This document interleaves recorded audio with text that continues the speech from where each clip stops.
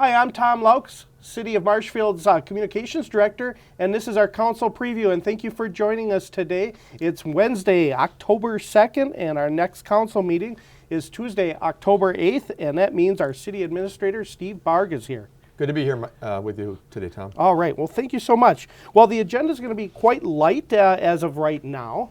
It could change up to Friday, but we want to give you the highlights of what's happening so you can tune in on our Facebook page, our website, marshfieldmediaaccess.org, or our city website, ci.marshfield.wi.us. I know I said those fast, but you can get that, or channel 991 on your cable station. This is all going to be live at 6 o'clock. So there's a few things that we want to talk about. I'm going to flip the page here and kind of just go right down the line, and I'm going to go right now just with the smoking possible ordinance. Yeah. And hear about what that is that's in parks. Okay, just to add to what you said before about the agenda, it's still kind of in flux as we tape this, and there's a couple things that may or may not be on. The public should know, folks are watching, that if these are not on, one or two of them this time, they'll be on for the later meeting in October. It's just whether or not they're ready to come out at this point and be discussed by the council. But we can go through them, and it's council items will be coming up here shortly. So yeah, there's a Park and Recreation and Forestry Committee recommendation to extend our smoking ban to city parks.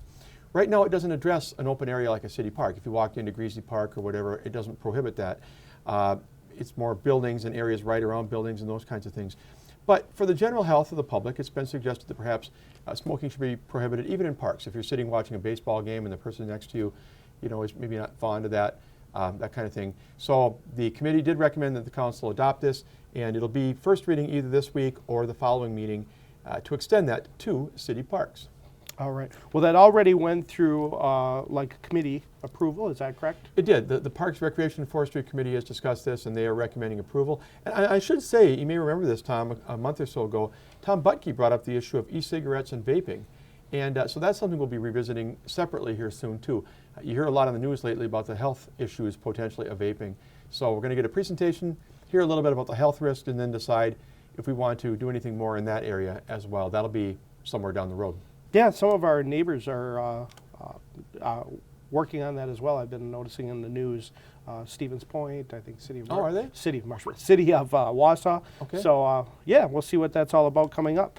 Let's talk about the next piece that we've been talking about for quite some time. Well, I've been hearing probably before this is some new software that does a lot of functions for the city.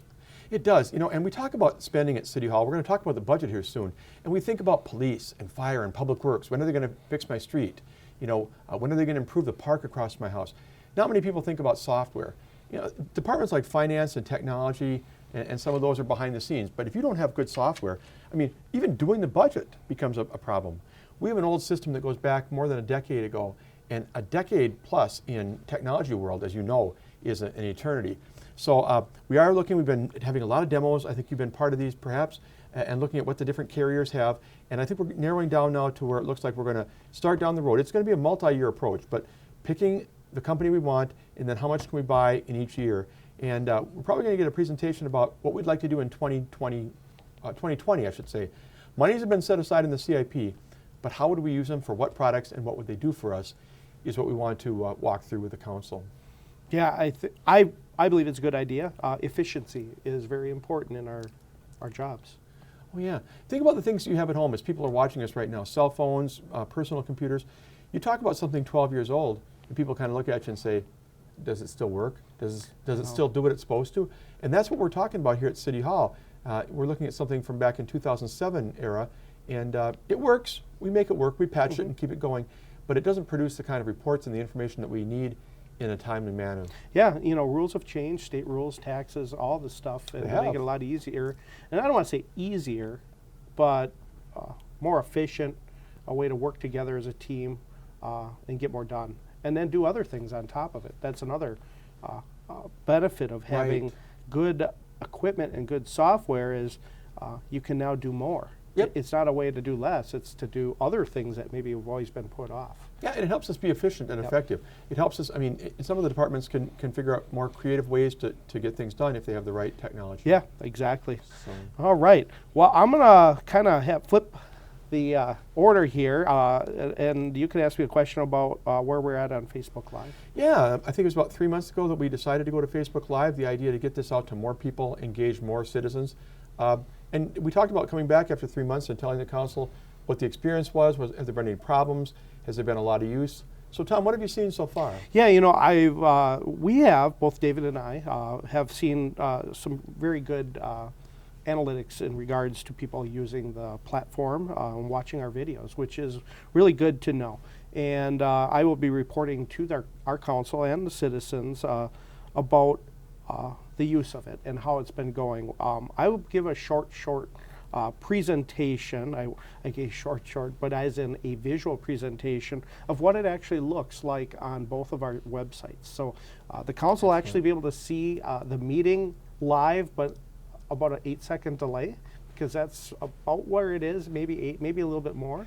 But I'll put that up there, and I think it's a great way to get information out to the community beyond cable, because not everybody has cable, and they can go right to the website, both of our websites, and still not be a Facebook user. Yeah. And do that. And I want to make sure everyone understands how that works, and our viewers. So anybody ever does have questions, feel free to call me, 715-486-2070. I can guide you through and where to find that. And I think it's a great asset to it. We will still not have comments during that period of our meeting. That's because we want to have our comments really at the comment period of our before our meetings. So, but we will open that back up and allow any comments that are constructive. Again, we don't delete them. They're never really deleted. They're just hidden, just so people do know we have a record of those. So they are not. They are gone. They are archived as well as hidden on the platform during the meeting. So it's a request that the Common Council asked us to do, and we will still fulfill that. You know, Tom, we probably have some viewers thinking, well, I don't do social media. Why do I care? My brother and sister actually don't do social media at all. But it really does connect with people that we might miss otherwise, people who want to engage in what we're doing, doesn't it? It does. And cell phones, we're getting up to that 80-90% of the public having a phone nowadays. And maybe they just want to watch a little piece of it. Well, it's pretty easy to do that at any place and any time. If you're in California, you can watch it. You can watch it anywhere. And not that maybe you want to, but for some reason you need to, or you're a business owner that has something on the agenda that's really important, or a downtown piece, and you really want to hear it at that time, tune right in and get the real thing. And it's just a little bit of a delay just because of the technology that's used. But again, we're still wanting to make sure we have it on cable television, and we do. 991 is the place to turn if you're within the area. It goes beyond the city of Marshfield because that's how our cable works. But living right here, and you have it, tune right in, and it's right there. So I'll give a good presentation, and hopefully I get a question or two. But excellent, and thank you for your hard work, and David as well, in making that happen. Really appreciate it. Yeah, all right, thank you. Well, let's turn to the next piece. It's really our last one that we want to talk about on the agenda, which is health insurance, which could possibly be on this agenda or next, you were saying. Correct. As we tape this, we're still having discussions about which meeting agenda it will be on, but since it might be on, and since it will definitely be on this month, I want to cover it. The city spends more than $3 million a year on health insurance premiums. So it's an important piece of our costs. We're going to see this in a little bit when we look at the budget. So we want to get the best bargain possible and yet still do our employees well. People sometimes think that the public sector doesn't pay its share, that employees get this great health care and don't pay for it. That's not true. It might have been once, but we do pick up a share. Employees pay a good share of their premiums. They also have co-pays and deductibles like everybody else. So currently we have Security Health Plan, which is good because they're right here in Marshfield, good company. But we went out for proposals, and I understand we've got a couple that our consultant right now is reviewing to see what might be the best deal for us. And we'll be bringing it forward and see what the council thinks. You know, we try to keep the increases as low as we can. We do well usually if we can keep it in single digits, because the world of health insurance, double-digit increases in premiums are not uncommon. And it looks like this year we're going to be able to make single digits, maybe even not the higher end of single digits. So we'll be interested to hear what our consultant comes up with and who he recommends that we go with for the next couple of years. All righty. Well, we'll find out that either next week or in 2 weeks after that. Yep. Thanks so much. Well, we didn't have a lot on the agenda at this time, and I really wanted to use this time.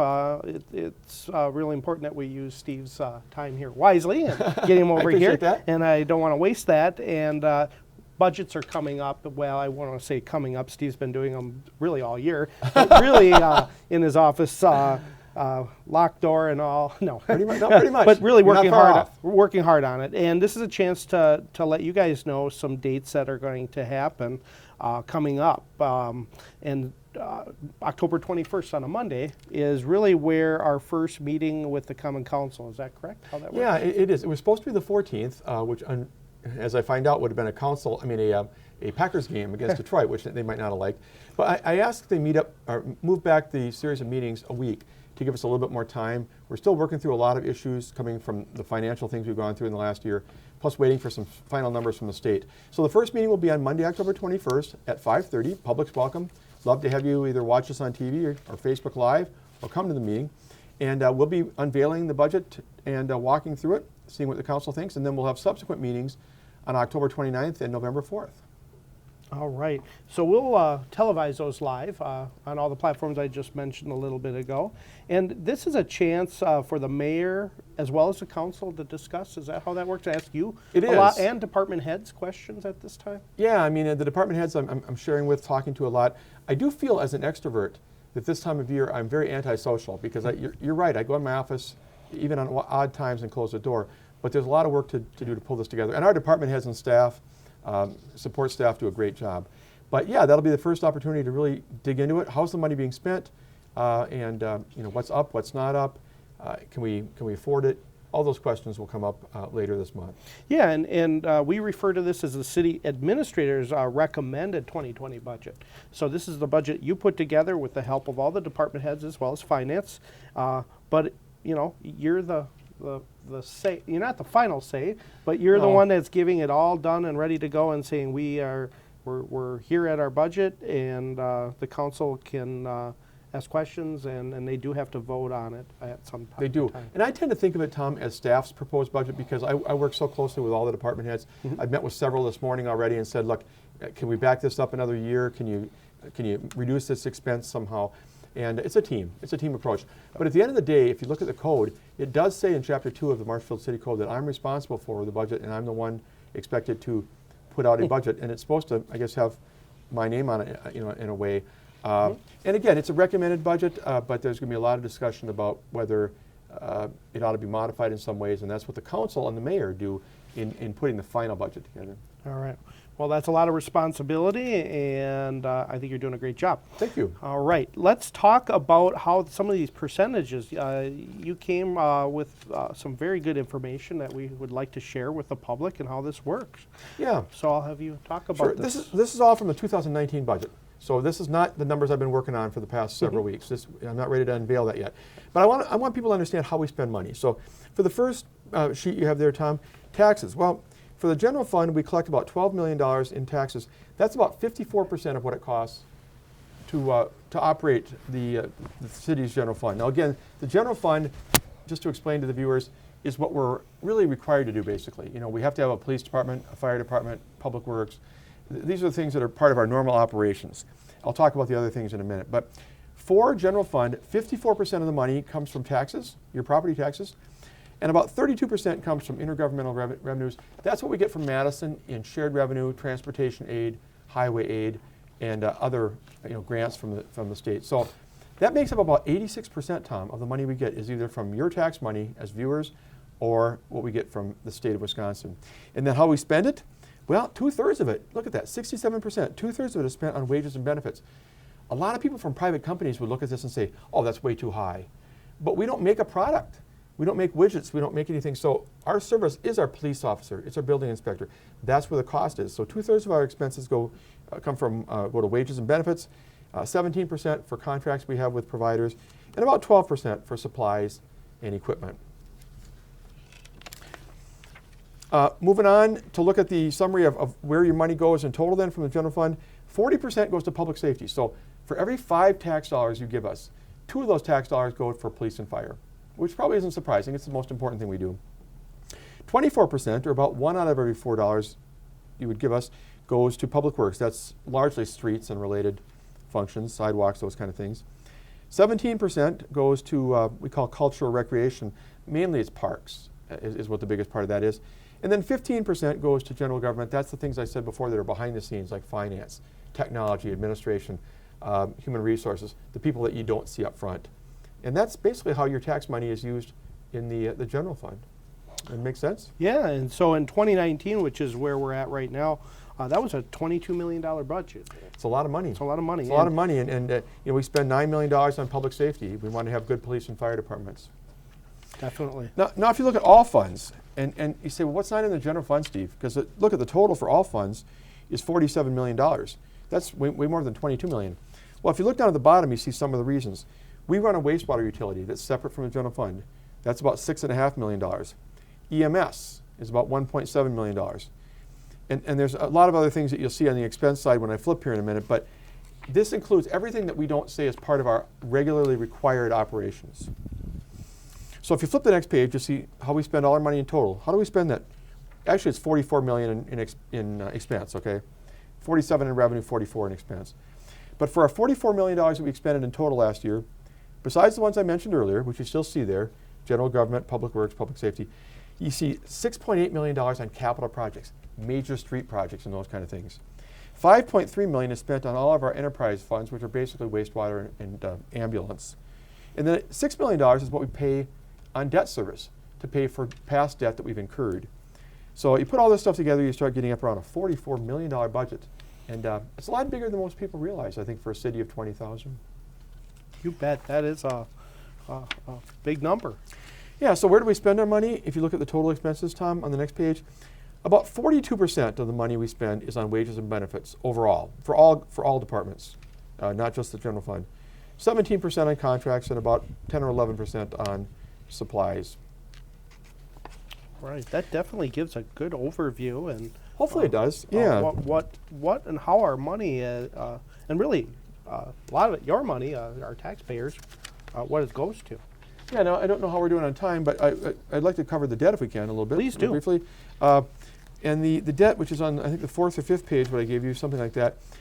The state says you can borrow up to 5% of your equalized value.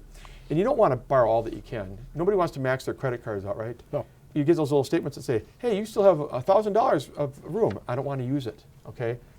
So if you look through the earlier part of this decade, we did inch up through the 40s and into the 50s of what the state allows us to spend as a percentage of our debt.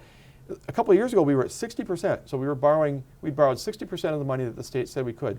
But now last year we came down a little bit. This year we think we'll come down a little bit more. We're trying to wean that down a bit. 55 to 60% isn't terrible, but we want to make sure that we're going in the right direction. We try to pay off more in principal every year than we borrow. If you look at our debt for the next year, I've just given you a shot of 2019, but you see how we borrow. Last year we borrowed about $4.3 million, mainly for streets and some other things. And this year we expect to borrow more, and you know why? The pool. Okay. We expect to borrow about $4 million for our main borrowing, but another $3 million, a one-time borrowing, for the city's share of the aquatic center. All right.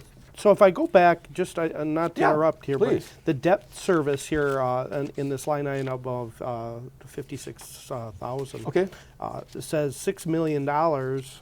So is that the line item where some of this piece is here, right here? That's okay. Money we're paying on our debt. Okay, so that's where you could go almost double that, but that's a no-no. Yeah, yeah, okay. And basically that's generalizing, but you're right. Okay. Yeah, and you never want to be. There's some cities in the areas of Milwaukee and Madison that are growing, like Sun Prairie, that maybe get up to 80% because they're growing so fast they can cover it. But getting beyond 60, 65% is not something you generally want to do. And when you this is going out for like a loan, is that how that works? Well, when we borrow money, yeah, and you know when you borrow money, we use Moody's. There's Moody's and Standard & Poor's.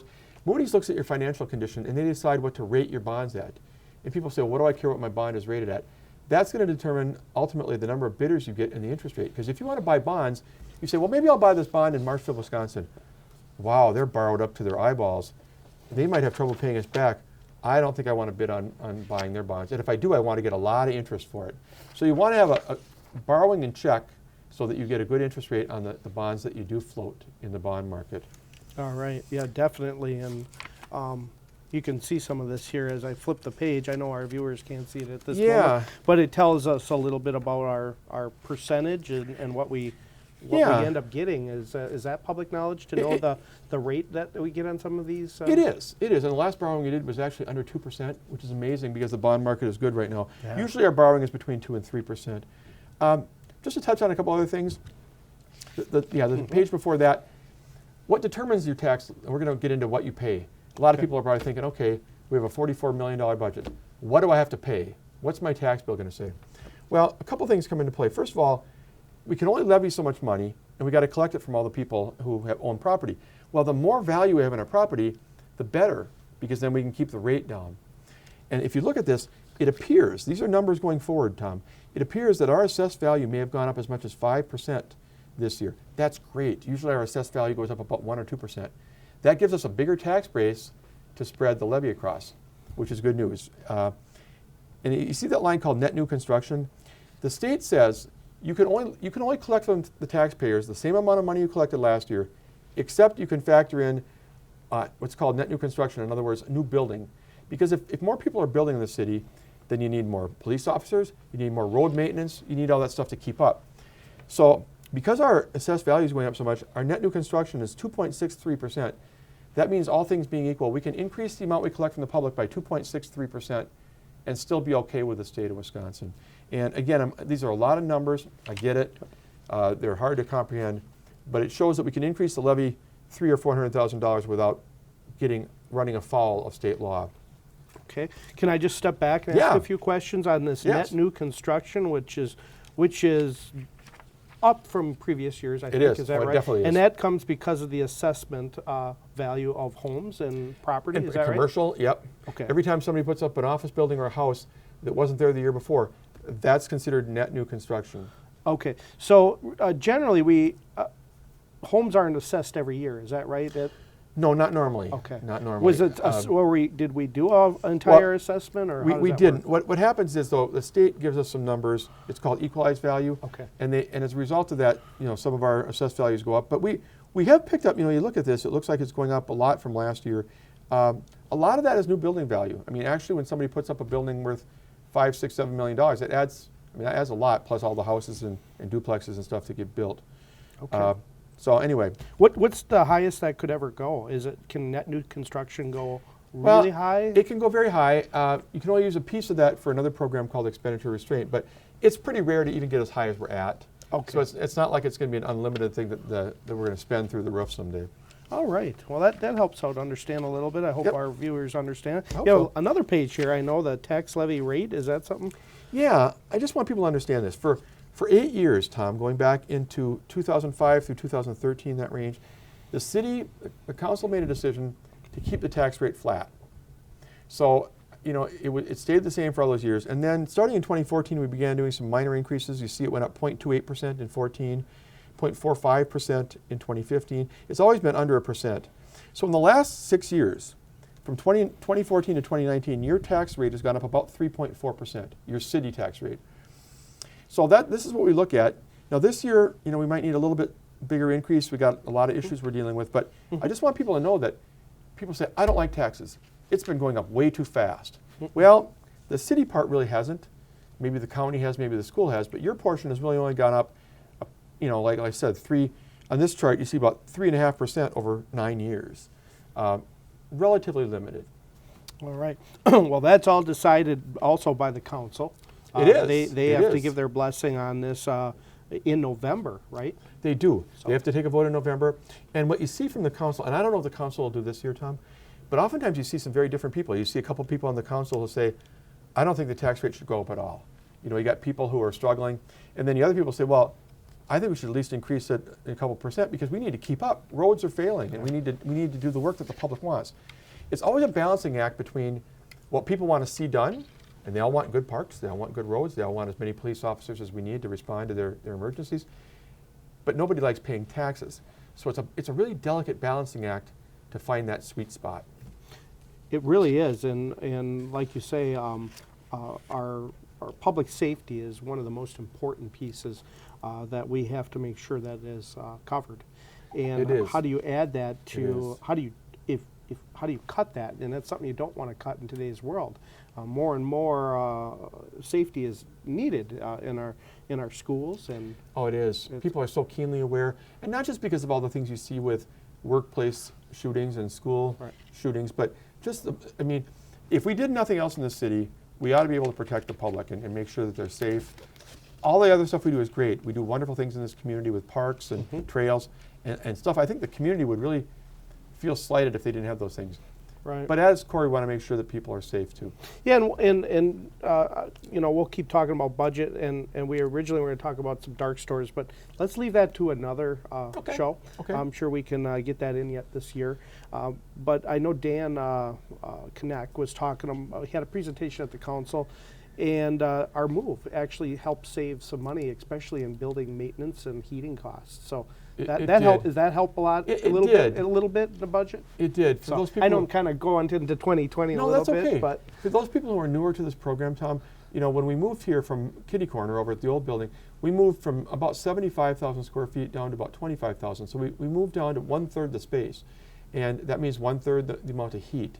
And, you know, all the things you have to do, electricity, roof repairs, and all the things we were facing in an older building. We bought a building that's only about 15 years old. And that's a lot, I mean, better for maintenance. So our costs of maintaining this building have come down obviously a lot. It's more efficient, and it's more effective for city staff. We're closer together to get some working together. yeah, and you know, we encourage anybody to stop over if they haven't seen it. You know, it's a nice place and very good customer service. You can come right up and get what you need, and they Yeah. can direct you right where to go. It's a little bit easier than trying to find 6th floor, 5th floor, and 4th floor. So I remember watching people stand at the elevator, and you could tell they were lost. yeah, And maybe they weren't even looking for the city. Maybe they were looking for the county, or they were looking for a business that was in our building. It was very inconvenient. definitely. Well, we only have a few minutes left. Is there anything else that you wanted to mention? Otherwise, I have one more question. I just Oh, kind go of wanted ahead. to follow up. And in the last council meeting is the Baltus property. Yeah, And yeah. what where are we at on that? Good question, Tom. The city did authorize buying the Baltus property. If you remember, there was that issue that came up with the Plan Commission, where the commission didn't know if they liked the idea, but the council ultimately felt comfortable with it.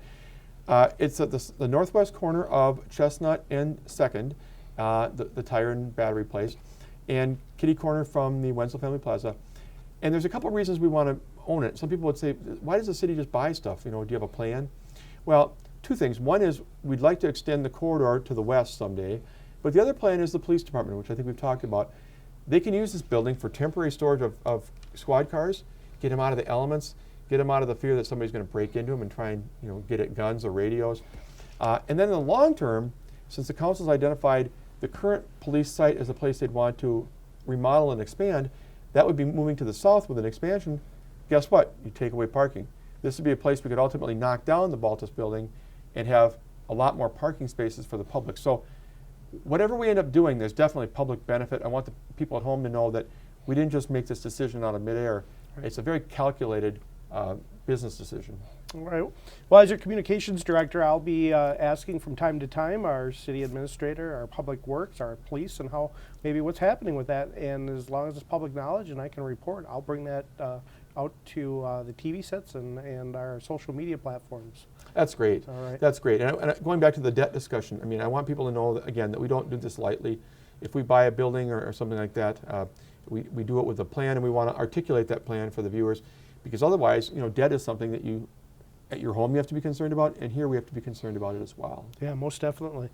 All right, Steve, we're out of time. Thanks so much for coming and sharing all this information. You know, next month, well, not next month, this month. Yeah. Wow, it's already October 2nd. Really flying by. Yeah, they'll be able to follow along with the council and the mayor, as well as yourself and department heads, as they get to see the budget after you get that to them on that Friday before. And Yeah. I'll be interested. We'll also have some of it on our city website. Is that right? Open. Correct, But correct. it's not it's not a finalized budget. As soon as it comes out, though, the recommended, it'll be out there on the website. And I'm going to even turn to the camera as I say this. Please weigh in. I mean, it's not too late. I'll hear you, and the council and mayor will hear you. Any thoughts you have about how we tax, how we spend, what we do with your money, what you'd like to see us do with your money, please email, phone, stop in, Facebook, whatever. Get your ideas to us. All right. Well, with that, thank you so much for watching us on our council preview. We'll be back in 2 weeks and talk about the next items that are going to be on the agenda for our next common council meeting. Again, watch us on 991 and our other platforms. Thanks for watching. I'm Tom Lokes, Communications Director for the City of Marshfield.